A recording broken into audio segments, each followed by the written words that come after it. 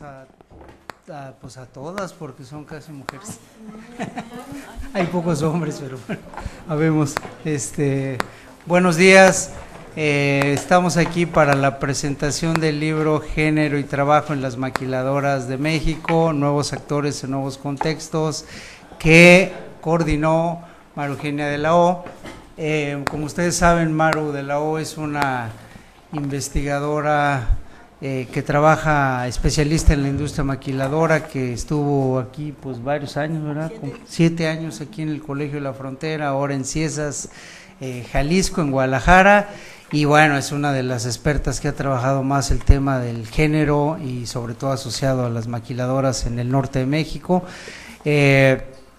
Este es un libro producto, bueno, se mencionará, de todo un evento y de una conformación de red, y tenemos de invitadas a dos comentaristas, a Marlene Solís, investigadora del Departamento de Estudios Sociales, quien también pues es una experta en estudios de trabajo, y a Silvia López, investigadora del Departamento de Estudios de Población, quien trabaja, entre muchas otras cosas, también temas asociados a el género, las redes sociales, qué sé yo, el trabajo, todo esto. Entonces, bueno, pues tenemos aquí una muy bonita reunión. Tenemos desafortunadamente por el día de hoy, y como hay otros eventos a las 11:30, que dejar esta sala, entonces vamos a apresurarnos y bueno, les damos la palabra. Yo creo que a Marlene primero, según el programa, después a Silvia y terminas tú, Maru, ¿sí? Bueno, y luego abrimos algunas preguntas y comentarios. Muchísimas gracias. Bueno, pues muchas gracias por la invitación, Jorge. Es un gusto leer un trabajo de Maru de la O, y les voy a platicar cuáles fueron mis impresiones, ¿no?, de este trabajo. Y bueno, en primer lugar, lo que hay que decir es que Maru de la O ha sido una estudiosa del proceso de industrialización por las maquiladoras, y ha centrado su atención en la fuerza de trabajo, ¿no?, sobre todo desde la sociología del trabajo. Y ella sobre todo se ha interesado también mucho en estudiar cómo viven las mujeres y los hombres el empleo en estas empresas, preguntándose sobre las condiciones de trabajo, las relaciones de trabajo, sus trayectorias laborales, estudiando la cultura laboral también, y los cambios en las relaciones de género por la inserción femenina en estos empleos. Y en esta ocasión el libro es en parte producto de un proyecto de investigación que se titula Los hombres de la maquiladora entre la desfeminización y la masculinización del trabajo, que fue un proyecto financiado por CONACYT. Entonces, el propósito del volumen es identificar los cambios sustantivos en la industria maquiladora en el contexto actual de crisis económica mundial. Sobre todo, como dice Maru de la O en su presentación, es imprescindible hoy en día un trabajo de esta naturaleza, puesto que los cambios en la regulación de la industria maquiladora hoy en día no permiten dar un seguimiento estadístico de su evolución, puesto que pasaron a otro régimen y ya no se le da el seguimiento como antes. Entonces, desde este punto de vista, pues es un libro muy pertinente en estos momentos en que han habido grandes cambios en la industria maquiladora. Entonces, lo que ella hace es reunir un conjunto de capítulos con diferentes temas y estructura un libro en 3 grandes secciones. Una primera sección que se llama Nuevas presencias en las maquiladoras de México, la segunda sección que es Trabajo, Maquila y Vida Cotidiana, y la tercera que se titula Una mirada interdisciplinaria sobre las maquiladoras de hoy. En total son 11 capítulos, de ellos 6 son productos de la investigación empírica que cité hace rato, y los demás capítulos son desarrollados por autores especialistas en distintos temas sobre las maquiladoras. Entonces, de entrada, una de las primeras novedades de este libro, de las novedades anunciadas, es los referentes empíricos, ¿no?, que ya no es solamente en la frontera norte, sino que incluye otras localidades del resto del país, y en particular, bueno, incluye varias ciudades de la frontera norte como Mexicali, Nogales, Ciudad Juárez, Ciudad Acuña y Matamoros, y las ciudades de Tezuitlán, Chignautla, en Puebla, y de la zona metropolitana de Guadalajara. Entonces, bueno, esa ya es una primera riqueza de los trabajos que aquí se presentan, y la metodología que utilizan en general es de corte cualitativo, y es de corte cualitativo porque el propósito es más bien comprender y analizar los procesos de cambio, más que explicar relaciones entre variables. Entonces, los libros hacen uso de entrevistas a profundidad, biografías laborales y etnografías. Y solamente hay un trabajo que es la investigación de Jorge Carrillo y Reddy Gómez, que tiene un tratamiento cuantitativo, basado en datos de una encuesta que ellos realizaron a corporaciones multinacionales en México. Entonces, empezando con el trabajo que hacen estos autores, de las principales conclusiones que ellos plantean. Bueno, en primer lugar, antes que las conclusiones, ellos, bueno, se interesan por ver qué tantos hay continuidad en la segmentación por sexo en las maquiladoras. Y hacen la distinción entre corporaciones multinacionales, maquiladoras y no maquiladoras, es decir, que hacen un ejercicio comparativo. Y en este ejercicio, las principales conclusiones es que efectivamente hay una continuidad en la desigualdad laboral entre hombres y mujeres en las corporaciones multinacionales, ya que se comprueba estadísticamente que existe una mayor densidad del empleo femenino en las empresas, en las corporaciones multinacionales que son maquiladoras respecto a las que no lo son, eso en primer lugar. Y en segundo, que las condiciones laborales son más precarias en las que son maquiladoras. Y también lo que hacen es aportar un análisis un poco más fino para distinguir en qué corporaciones multinacionales hay mayor densidad y hay mayor precariedad. Y entonces ellos efectivamente dan cuenta de que depende mucho del origen del capital, de la localización y del tamaño de las empresas. De tal manera que son las multinacionales estadounidenses en el norte del país y las más pequeñas las que tendrían en las que las mujeres tienen mayores desventajas. Y bueno, entonces, después de este capítulo, quiero decirles que hay un punto de interés como más central en el libro, ¿no?, que es reflexionar sobre las relaciones de género. Entonces, uno de los detonantes de este libro, diría yo, es precisamente una de las tendencias más recientes, que es el aumento de la fuerza de trabajo masculina en las empresas maquiladoras, ¿no? Y bueno, hay por ahí unos datos que son bastante elocuentes, ¿no? Por ejemplo, lo comenta Maru de Loao en su capítulo, en un cuadro en el que se refiere a datos del 75, ¿no?, cuando eran 27.8 hombres por cada 100 mujeres, y en el 2006 ya son 83.9 por cada 100 mujeres, ¿no? Entonces este es un cambio muy importante, y esto es precisamente lo que lleva a Maru de Lao a analizar qué pasa cuando los hombres se hacen presentes en espacios laborales tradicionalmente femeninos, preguntándose cómo se deconstruye el significado del trabajo masculino en estos mundos laborales en 3 emplazamientos distintos: en Tezuitlán y Chignautla, Puebla, y en Matamoros, Tamaulipas. Entonces, lo que hace el autor es hacer un recuento de las trayectorias laborales y un análisis interpretativo de los relatos de los hombres entrevistados. Y entre los principales hallazgos es que ella comenta que la mayor presencia de hombres ha permitido la precarización del trabajo en estas empresas.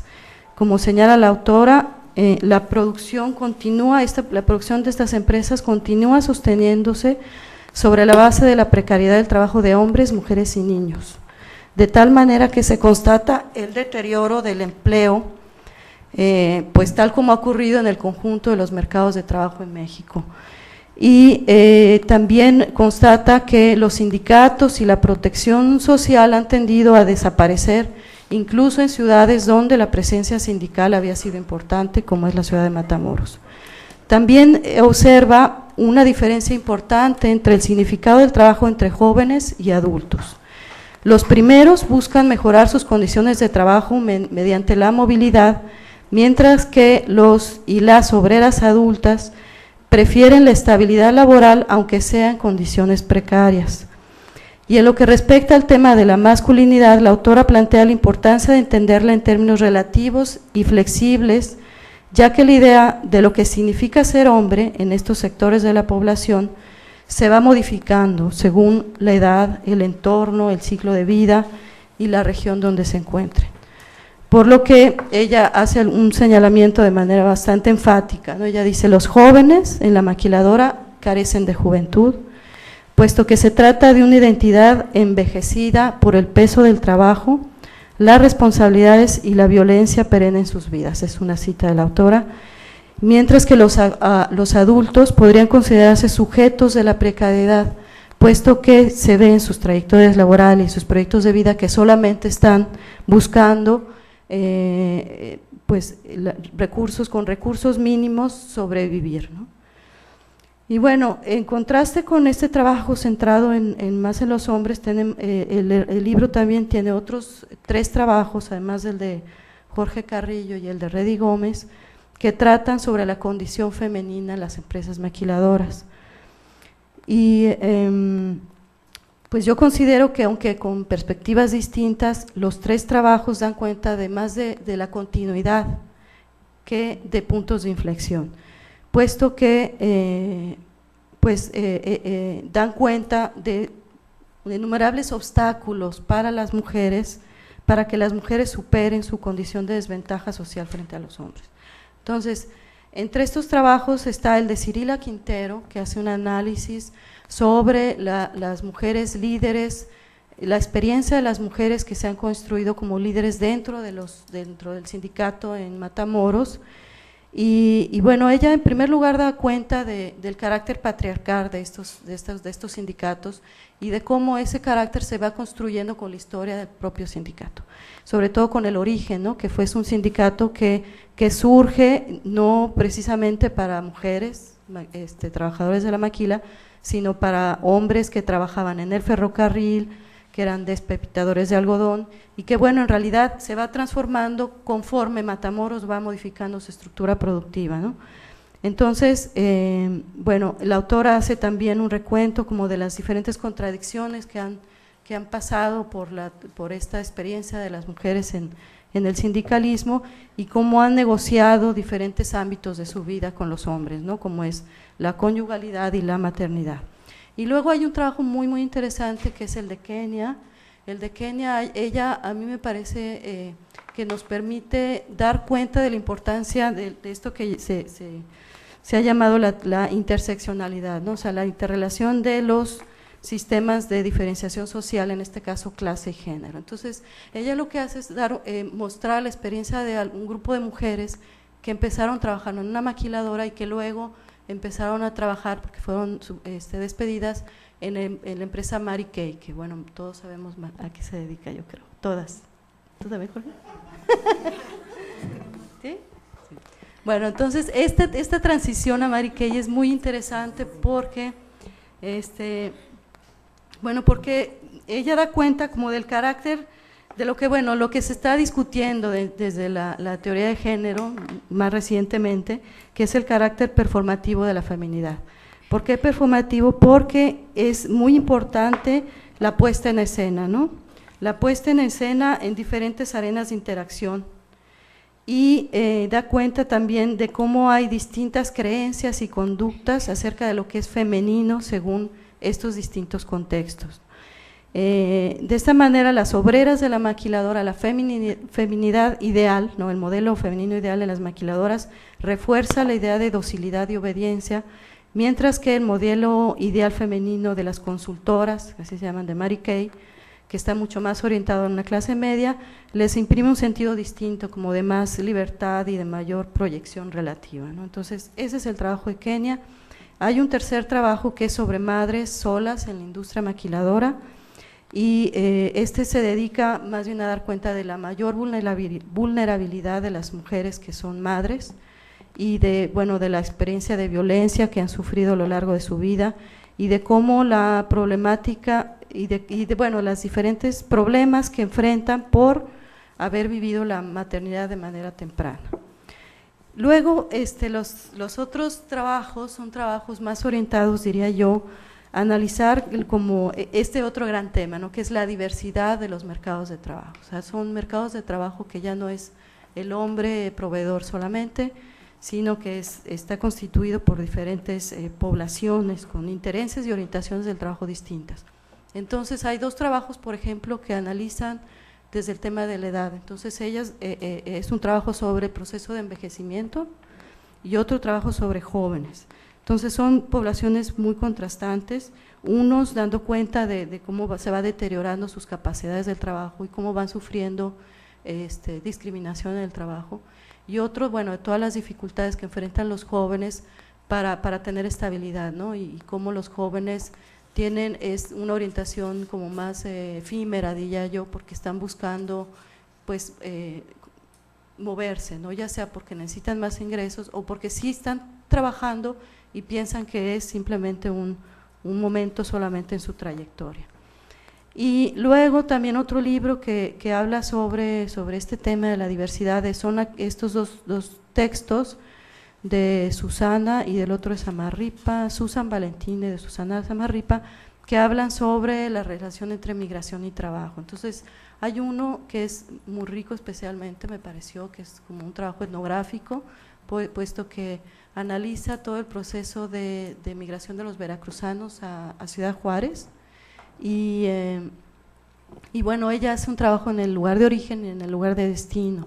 Entonces da cuenta como de todas las estrategias y las formas de integración de los veracruzanos a la sociedad de Ciudad Juárez y de la transformación de las mujeres, o sea, de cómo eso les permite a las mujeres negociar sus roles como esposas, como madres, y cómo lograr un poco de autonomía sobre todo respecto de los padres, puesto que en Veracruz hay una relación como mucho más estrecha y más cercana, de mayor control, ¿no?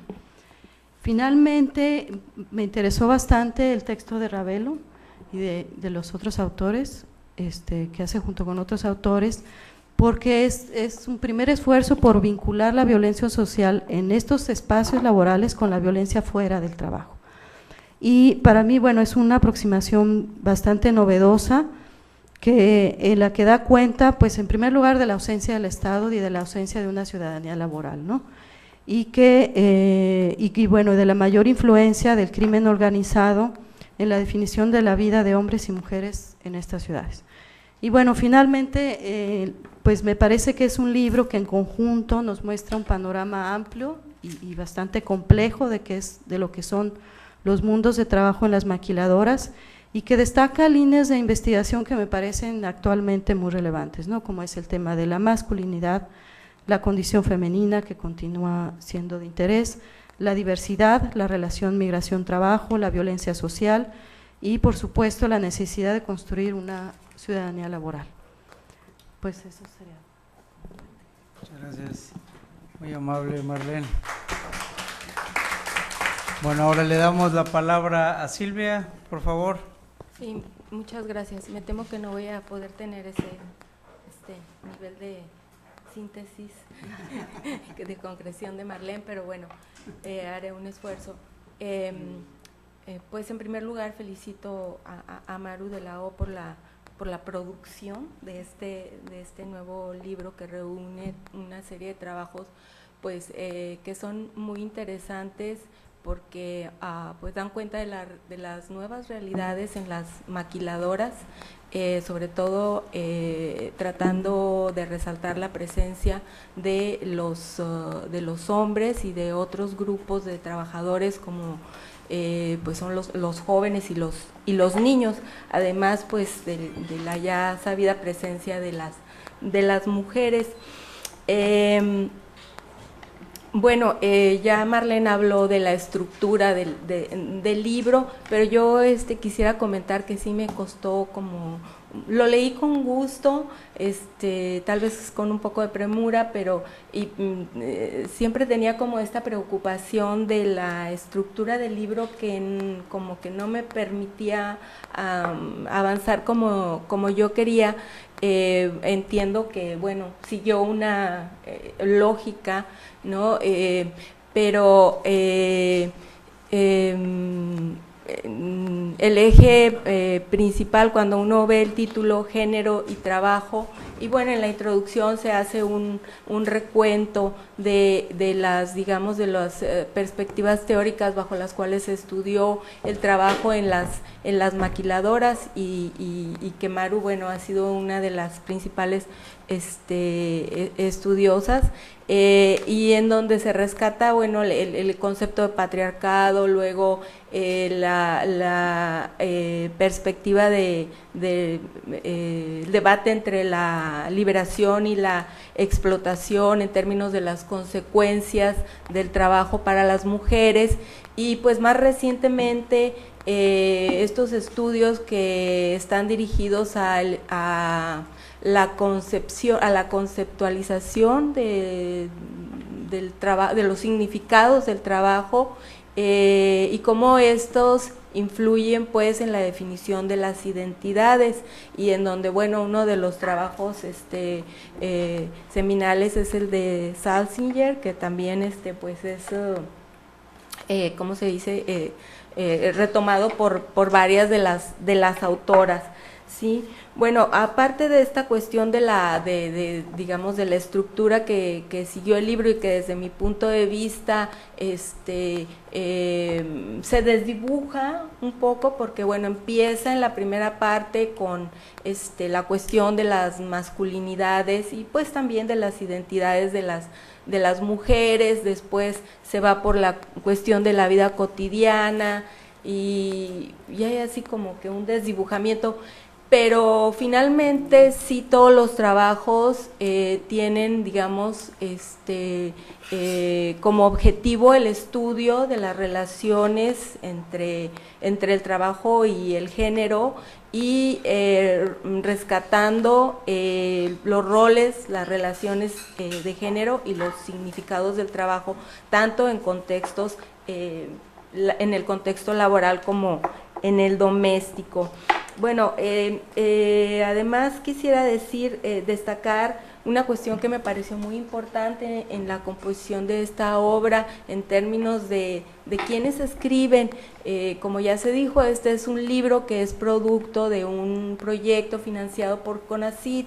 Bueno, usualmente CONACYT nos pide que incluyamos la formación de recursos humanos, y en ese sentido siempre pues se busca la participación de estudiantes, pero no siempre se publica el trabajo de estos estudiantes. Entonces en este caso me parece que ese es un acierto, ¿sí? Y bueno, y cómo se busca pues el vínculo pues de los intereses, de los temas que tratan estos estudiantes con lo que es pues el eje central del trabajo, además de las contribuciones que desde otras perspectivas hacen investigadores, colegas experimentados como Catalina Denman, desde luego el precursor de muchos de estos estudios, Jorge Carrillo, y otros colegas. Bueno, también ya se mencionó lo de las metodologías, y pues la presencia de distintos grupos de trabajadores, hombres, mujeres de distintas edades, y la recuperación de sus testimonios. Y bueno, y aquí pues es importante decir que muchos de los trabajos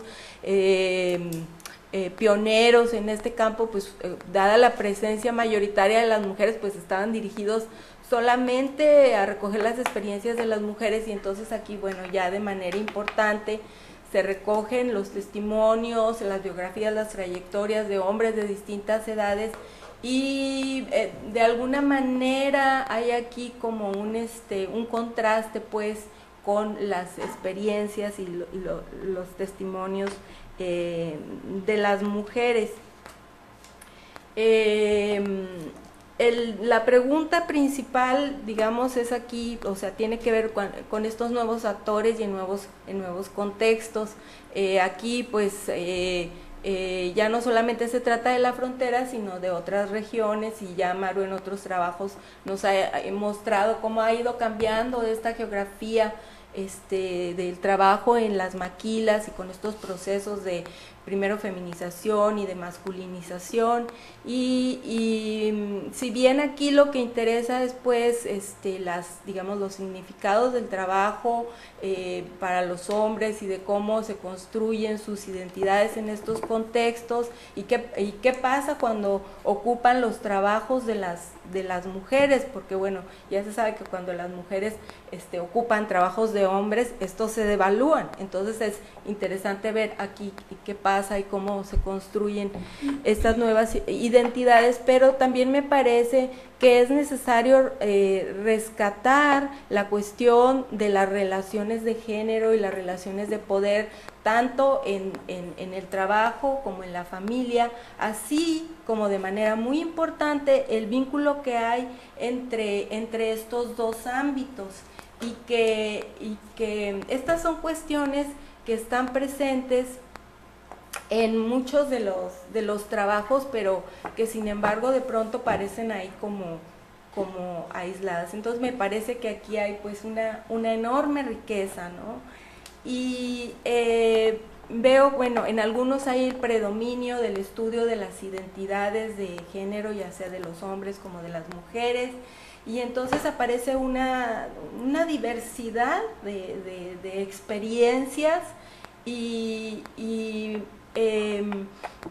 también en el caso de las relaciones de género y las relaciones de poder, ¿no? Y aquí uno de los trabajos que coincido con Marlene, me pareció de lo más interesante, es el trabajo de Kenia, también porque te permite ver, o ella trata de analizar la transición de la identidad de trabajadora en la maquila a ser vendedora de cosméticos, ¿no? Entonces aquí se recupera el concepto de feminidad productiva de Salsinger, y que es un concepto pues que ha sido ahora sí que productivo, ¿no?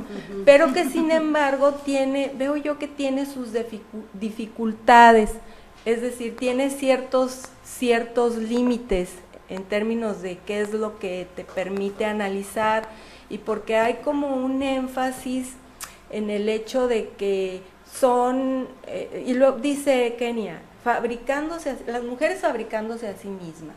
Y bueno, yo creo que la producción de significados culturales es producto de la interacción social. En ese sentido, no es solamente cómo ellas se piensan a sí mismas, sino cómo las pensaron los otros, y entonces ellas retoman eso, pero también dice Rocío Guadarrama, y ellas lo toman como de una manera afirmativa, ¿no? En respuesta a las demandas de las maquiladoras, de qué es lo que quieren las maquiladoras. Pero también hay ahí como pequeños resquicios, intentos de subversiones, de autonomías, o sea, las contradicciones. Y me parece que esta es la parte que uno debe de rescatar, porque eso permite, o sea, es una ventana de oportunidad, o sea, tiene un potencial para pensar de una manera diferente y de poder construir una identidad distinta, ¿sí? Es decir, estas identidades son productivas ¿para quién? ¿Sí? Y bueno, y no sé exactamente qué significa esto de, son productivas porque están en el contexto laboral.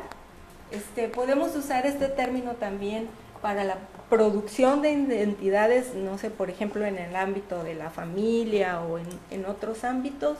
Sí, me parece que esto da pie pues a toda una serie de preguntas, y sobre todo la cuestión de las contradicciones, ¿no? Porque pareciera como que es muy sencillo, y entonces aquí es donde aparece esta cuestión de el performance y el hacer y reproducir el género en la vida cotidiana.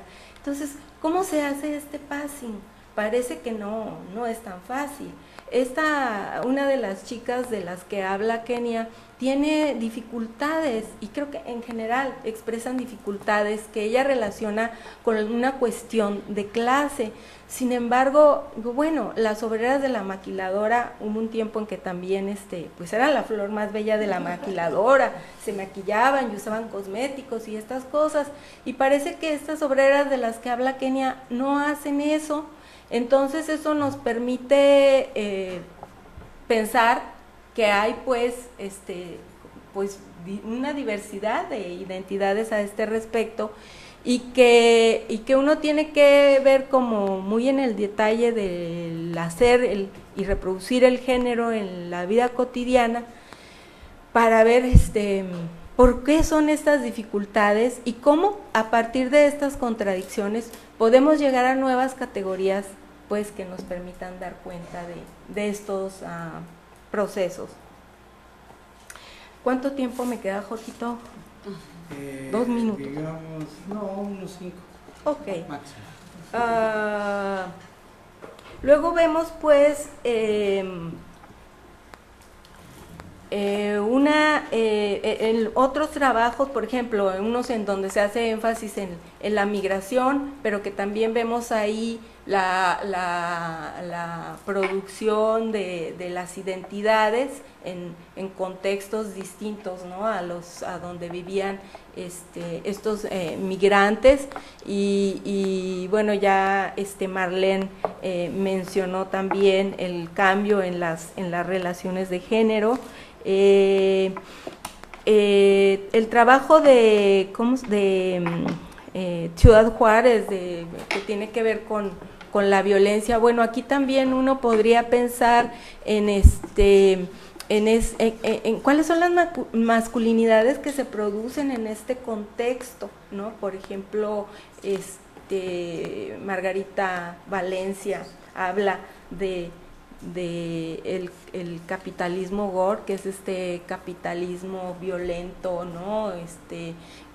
Basado pues en el narcotráfico, y que produce pues unas masculinidades muy específicas, ¿no?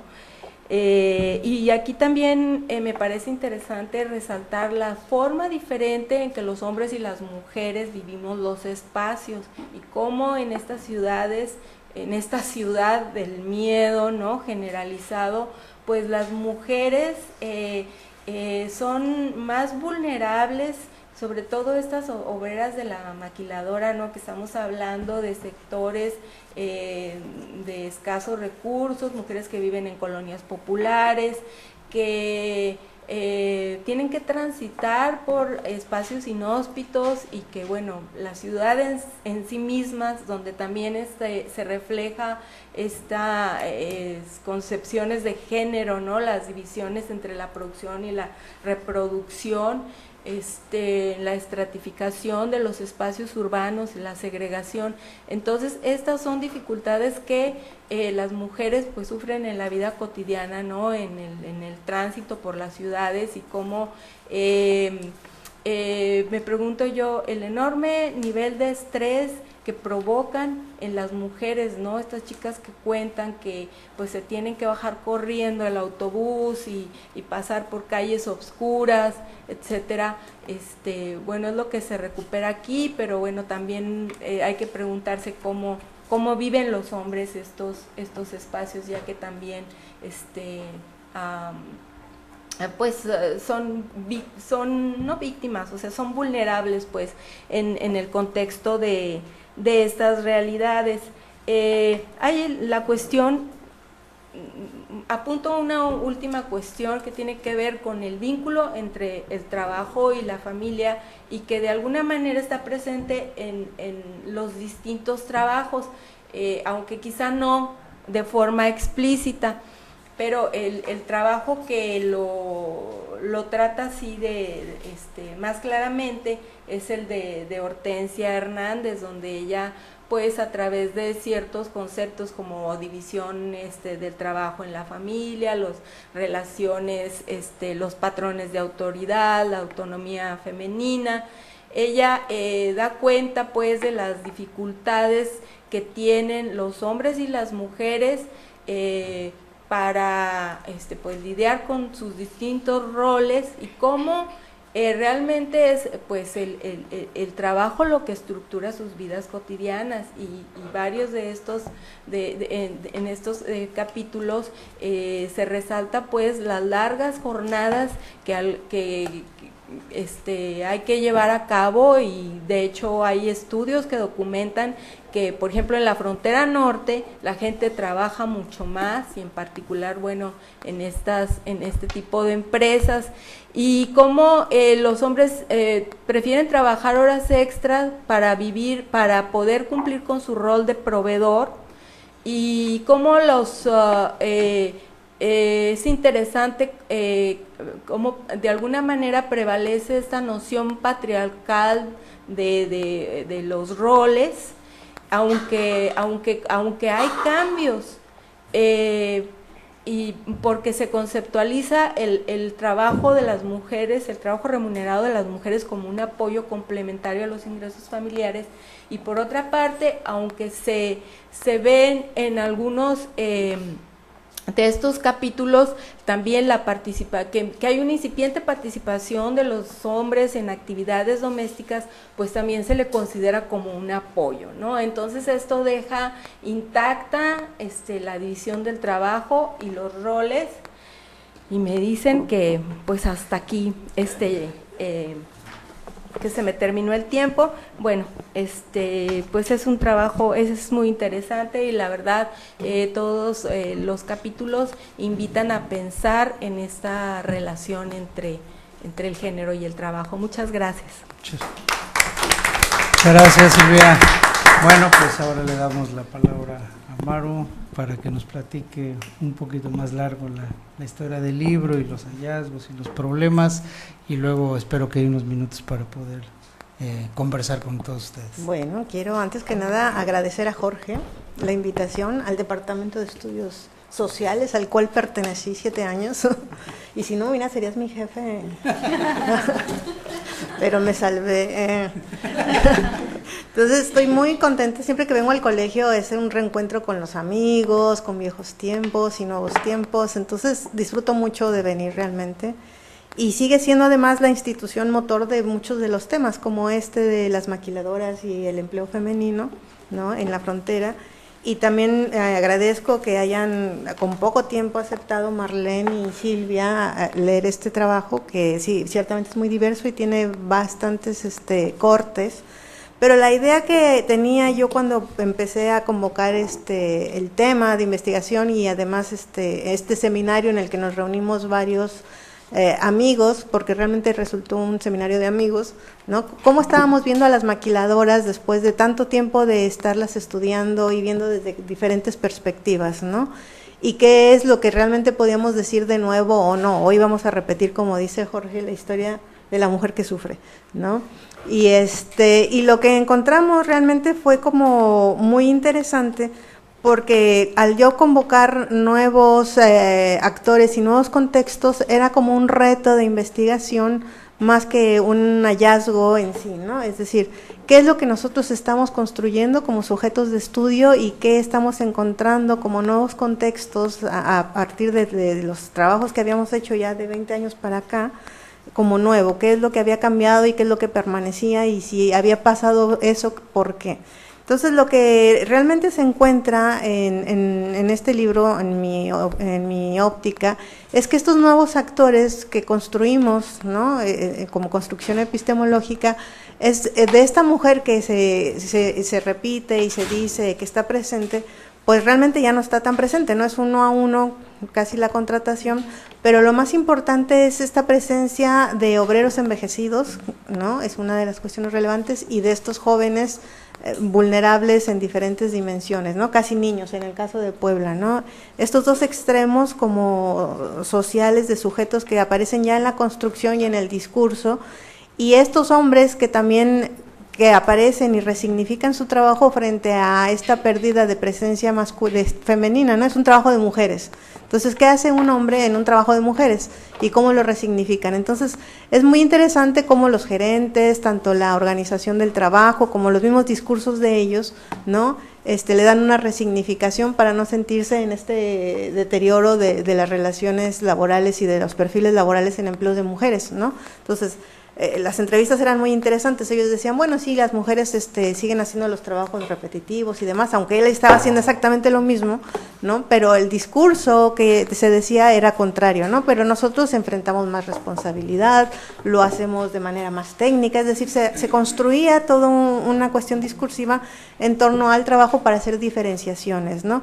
También las lógicas que se daban en el trabajo eran interesantes, ¿no? El acoso, por ejemplo, de mujeres maduras a jóvenes en las empresas en Puebla, ¿no? Era una cosa que no pensábamos que ocurriera, ¿no? Incluso ofrecimientos de prostitución o demás, de acoso de las mujeres hacia los hombres, ¿no? El uso del chisme como control, formas de poder que no eran claramente gerenciales, sino más de relaciones cotidianas.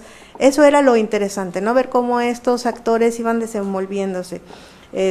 Y también los viejos, cómo enfrentan esta expulsión del mercado de trabajo y cómo lo van enfrentando y cómo igualmente ahí hay un enfrentamiento diferente de hombres y mujeres, ¿no? Con qué capital, con qué recursos y con qué relaciones se enfrenta la expulsión del trabajo. Otro elemento interesante es justamente ver cómo se sigue repitiendo el patrón norte-sur, ¿no? El norte con las maquilas modernas, etcétera, y el sur con lo precario, ¿no? Que también tiene que ver con actores que surgen en el sur y actores, es el mío, perdón, es que es la hora en que voy por mi hija. Como ven, mi rol de género, y no lo desactivé.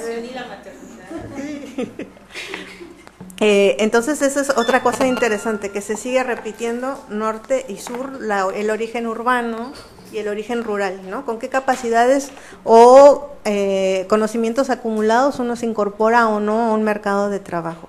Y también están aquellas expulsadas del mercado laboral porque pues las empresas cerraron, como el caso de Mexicali y este trabajo que tanto les ha gustado de Kenia, que es muy, muy interesante de verdad, porque el caso es las mujeres ella empezó a hacer su tesis con las mujeres de las maquiladoras de Mexicali, pero a las que estaban entrevistando justamente las despiden en medio de la investigación.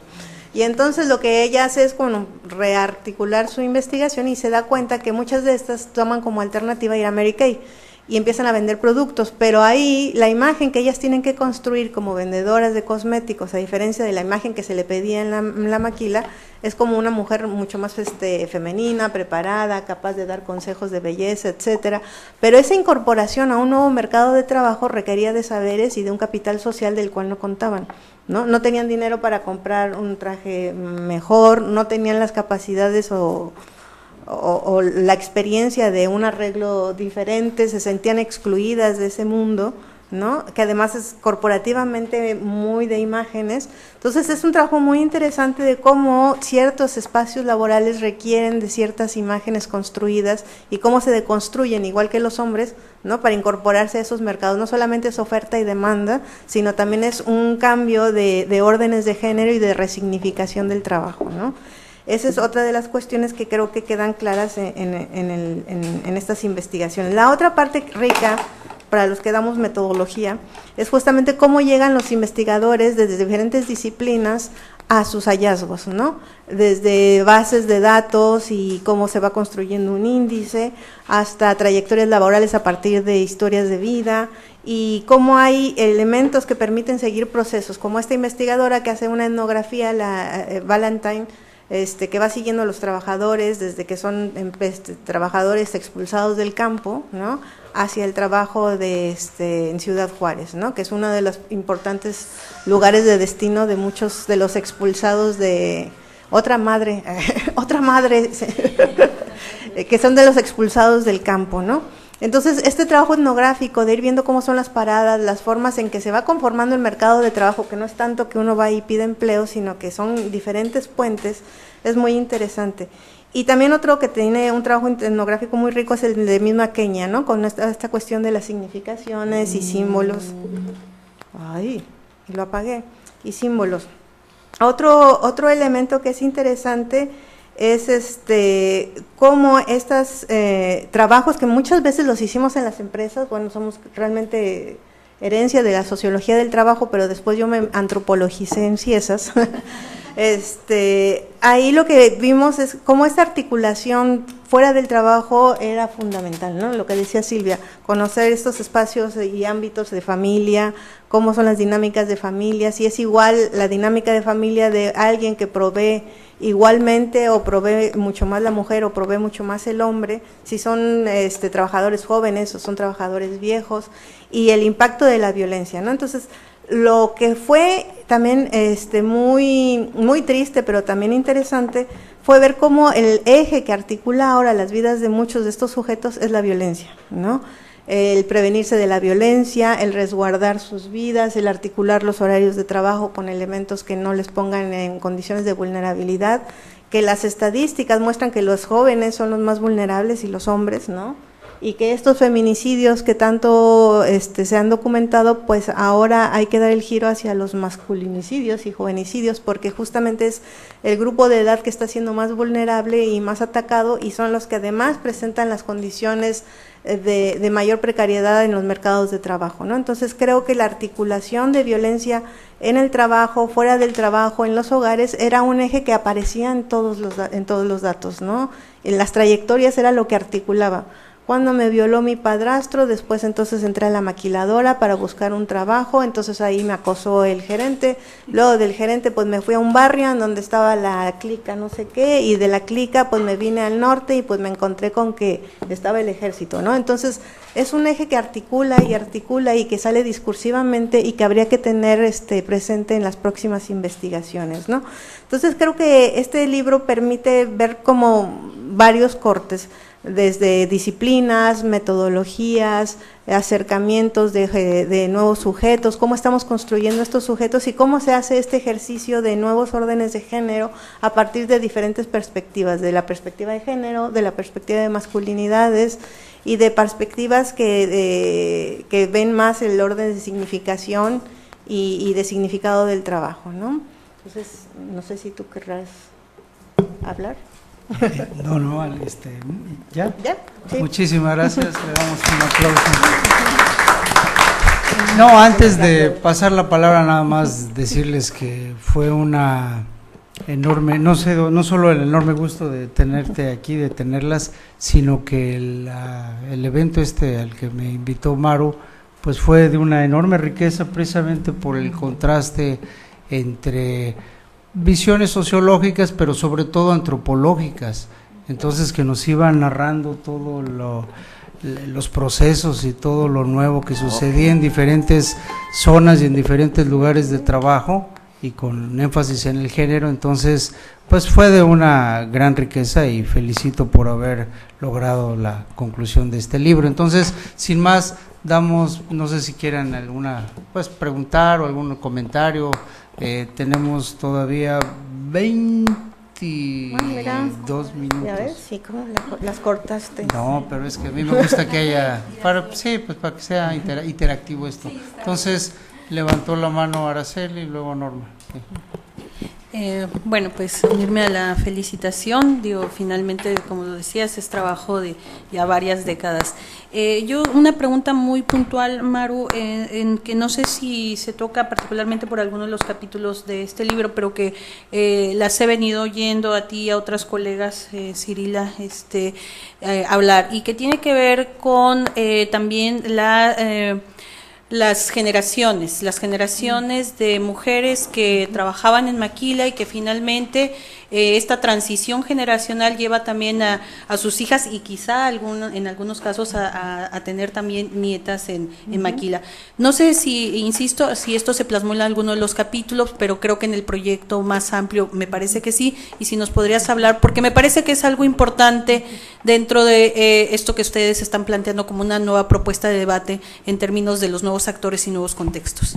Excelente, gracias.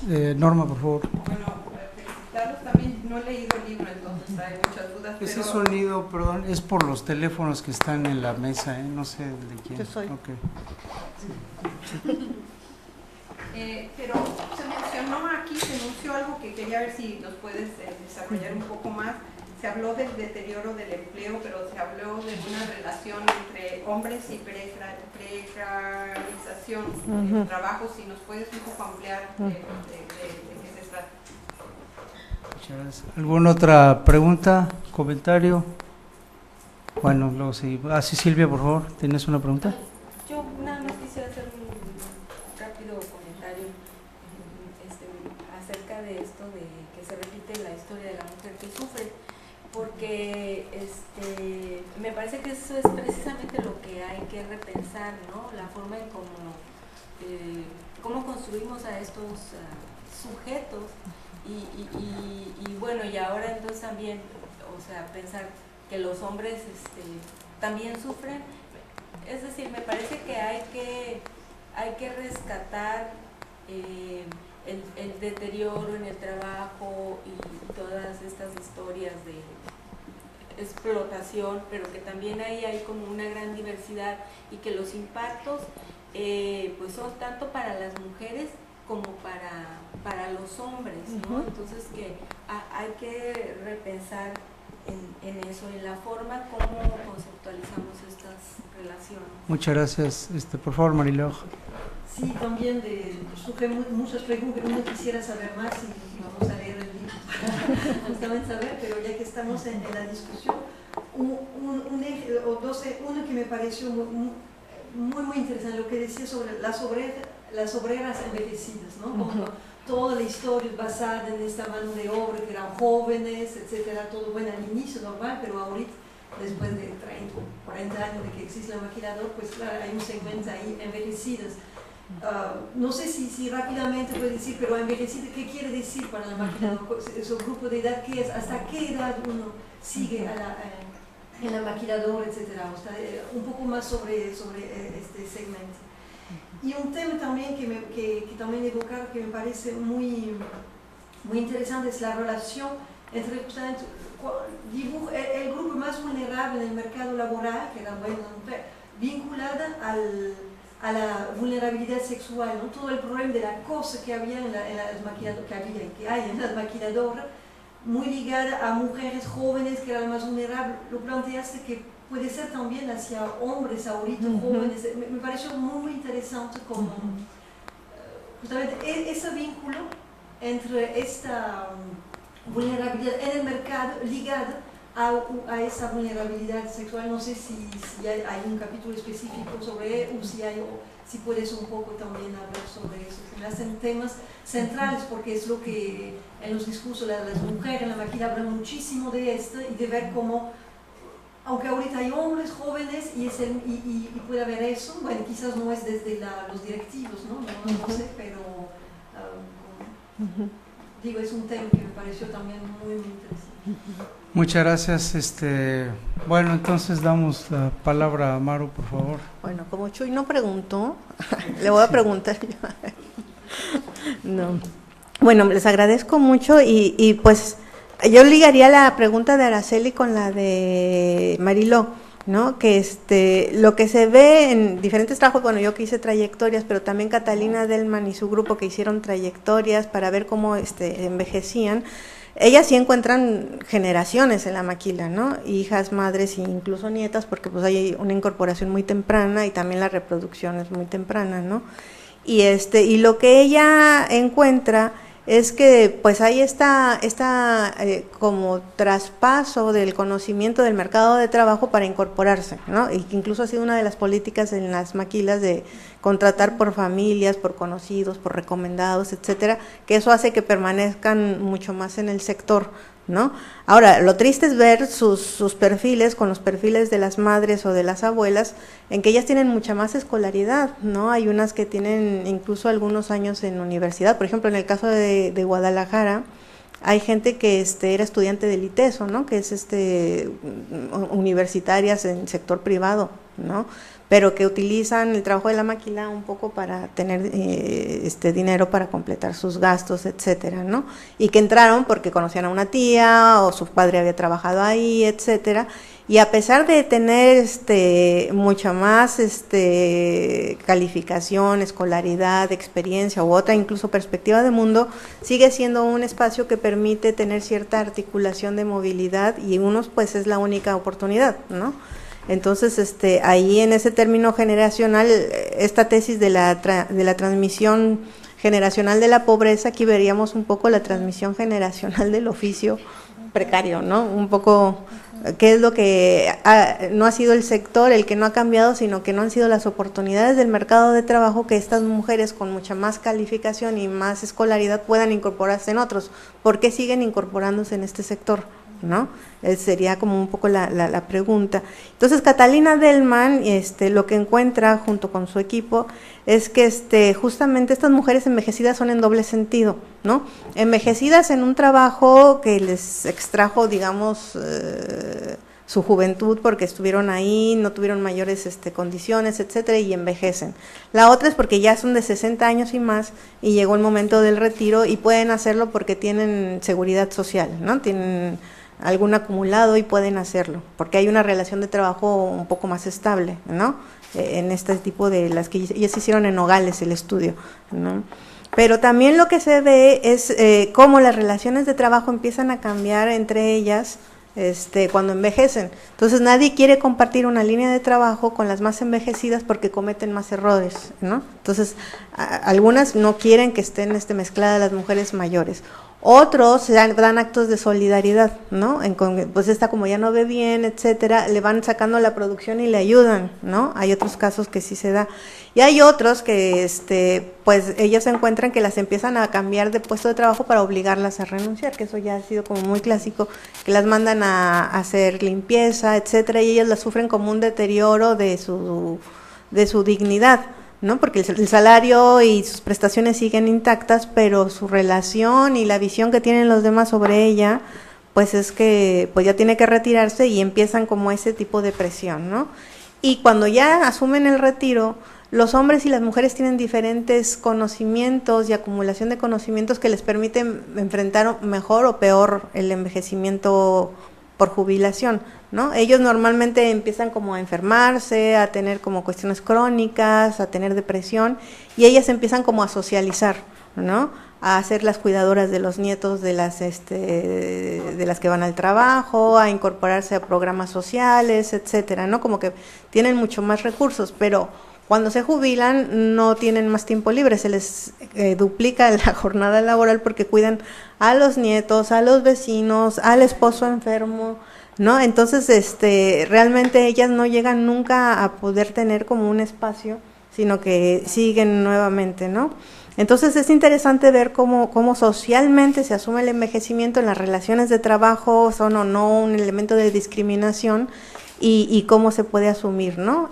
Entonces es interesante en ese sentido porque no solamente pasa en este sector, yo pues dije, uy, empecé como que a verlo muy cercano y dije, ¿no? ¿Con qué elementos asumimos etapas de la vida o no de manera diferenciada, ¿no? Y cómo se van reafirmando o deconfigurando los órdenes de género en este sentido.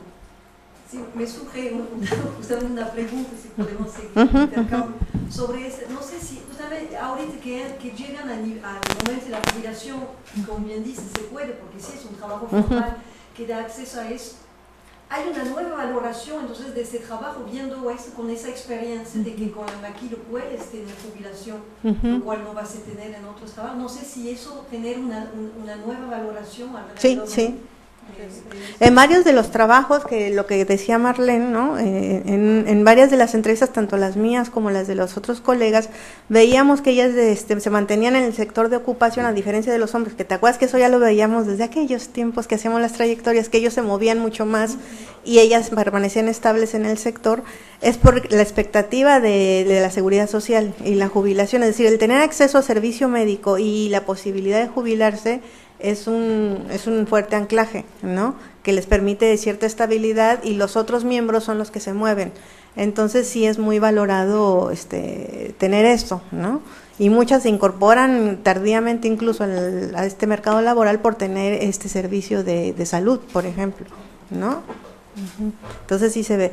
La otra que me decía Norma sobre la incorporación de los hombres y si esto generaba o no mayor precarización. Bueno, lo que vimos es que había también una doble precarización, una precarización discursiva, simbólica, de estar en un trabajo en donde era de mujeres, ¿no? Estar en un trabajo de mujeres que aunque se le resimboliza y se le resignifica, sigue siendo en el fondo estar en una maquila y que además en las maquilas hay muchas mujeres, ¿no? Pero la otra, el sentido como más como económico de la precariedad, es decir, el empobrecimiento del trabajo, el ir disminuyendo tus posibilidades y condiciones de contratación, estabilidad, etcétera, lo viven, ¿no? Porque los hombres tradicionalmente buscaban mejores expectativas o incorporación al mercado laboral y cuando se incorporan ahí como primer empleo o en el peor de los casos para los hombres como lo único que encontraron, ¿no? Se vive de esta manera, ¿no? No tuve otra oportunidad, tengo que aceptar lo que hay y estoy en las mismas condiciones de las mujeres que han sido caracterizadas como el trabajo más precario y pues en el que yo me he tenido que incorporar, ¿no? Entonces hay una desvalorización, digamos, social de este trabajo, pero también asumen la misma precariedad que sus colegas, ¿no? No hay mayor movilidad, las expectativas de hacer una carrera dentro del trabajo son básicas, etcétera, ¿no?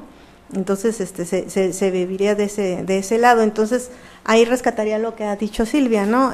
Siempre hemos construido el sujeto de estudio en las maquiladoras en torno a la presencia femenina, pero ¿qué pasa con la masculina? Entonces en estos trabajos empezamos a ver justo el dilema que presenta los hombres incorporarse a un trabajo en mercado precario, desvalorizado desde el punto de vista masculino, envejecidos y que tienen diferentes capitales, entonces, y que cuando son jóvenes son sexualizados, ¿no? Entonces también como que pareciera que muchas de los hallazgos que habíamos tenido en otros años se repiten con este tipo de población, ¿no? Entonces, en esta cuestión que me decía Silvia sobre la vulnerabilidad, la presencia de la sexualidad, etcétera, siempre ha sido como una de las cosas que están presentes en las maquilas, ¿no? Esta relación sexualizada de obtener beneficios o no beneficios, o de, como hay tanta presencia de mujeres, ¿se acuerdan? Había los primeros estudios que se hicieron con los tuyos, Norma, de que encontraban esta cuestión muy erotizada, ¿no? De la presencia de las mujeres. Y lo que pasa, ¿qué pasa con ese orden cuando se incorporan hombres, ¿no? Y casi a la par uno a uno. Entonces, lo que yo encontré en las maquiladoras donde están más jóvenes, que es en Puebla, y pues era eso, que los hombres se quejaban de ser acosados continuamente, ¿no? De como hay mujeres que se incorporan a este trabajo como una fuente secundaria para poder mantener a sus hijos, etcétera, pues ellas se quejaban de que sus esposos no les hacían caso. Entonces una manera, ellas decían eso, una manera de verse como satisfechas era ofrecer dinero a los hombres, ¿no? Y especialmente a los jóvenes, y los jóvenes sentían el acoso, ellos habían tenido que desarrollar estrategias, discursos, formas de defensa, ¿no? Pero incluso cuando un jovencito era mi guía en Puebla, justamente, entonces pues me contaba todas estas historias, pero alrededor de las maquilas siempre hay moteles, ¿no? Entonces decían que había todo un sistema de cuando les tocaban los turnos en la tarde, es cuando se llenaba más el motel, y había todas estas cuestiones de que muchas eran historias que en torno a deteriorar la presencia de las mujeres, pero otras realmente las vivían como acoso los jóvenes, ¿no? Y además acompañado a esto había como la dignificación o sobredignificación de las mujeres que solo se dedicaban al trabajo y a sacar adelante a sus hijos, ¿no? Eran como, esas son las que valen, las que se sacrifican y sacan adelante a los hijos, no las que están, como ellos decían, de huilas, ¿no?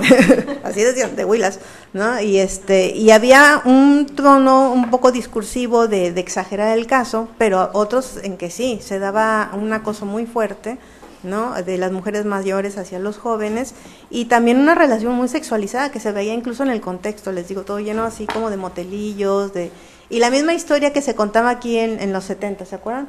De que las que estaban en la maquila eran casi como prostitutas, pues allá se volvía a repetir, ¿no? también es una estigmatización del resto de la población hacia las que se incorporan al trabajo, ¿no? Que también esa parte no quedó, pero sí era muy fuerte y mucho más en Puebla, ¿no? Que una población reciente con presencia de maquila y mucha presencia indígena náhuatl, ¿no? Entonces... Excelente. ¿Alguna otra pregunta, comentario? Bueno, híjole, lástima que tenemos que cortar, pero es muy interesante lo que aquí se ha dicho.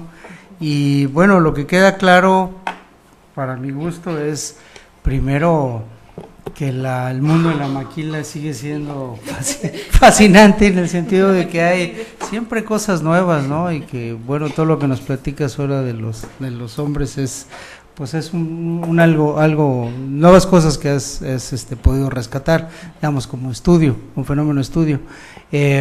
La otra muy importante es las diferentes caras de la maquila, ¿no? Entonces, ahí tiene una cara tecnológica, tiene una cara de estrategia de corporación, de inserción en el entorno, pero tiene una cara social muy importante. Y bueno, todavía no se ha logrado el match, ¿verdad? Famoso del, como decimos, el escalamiento industrial con el escalamiento social, ¿no? Lo que nos platican aquí, y si damos por sentado buena toda esta investigación, bueno, pues es evidente que no hay un maridaje entre lo que avanza la maquila por un lado y lo que no avanza en la parte social, ¿no? Entonces, claro, se requiere más estudios y todo, pero bueno, es fascinante. Entonces, y la mirada antropológica, digamos, que has adquirido con toda la tradición sociológica que tenías antes y que tienes, porque eres socióloga, creo que es una buena combinación, una buena mezcla, porque permite mezclar disciplinas, enfoques, perspectivas, preguntas, y enriquece definitivamente la investigación. Entonces, pues agradecemos mucho que haya aceptado estar aquí con nosotros, Maru. Es un día además muy alegre para todos nosotros, un día de fiesta. Entonces, y gracias a ustedes por estar aquí, y bueno, le damos un aplauso. Dejé un ejemplar, un traje para regalar. Dejé un libro en la biblioteca, si quieren, y si necesitan, pueden pedirlos en Ciesas y se los enviamos.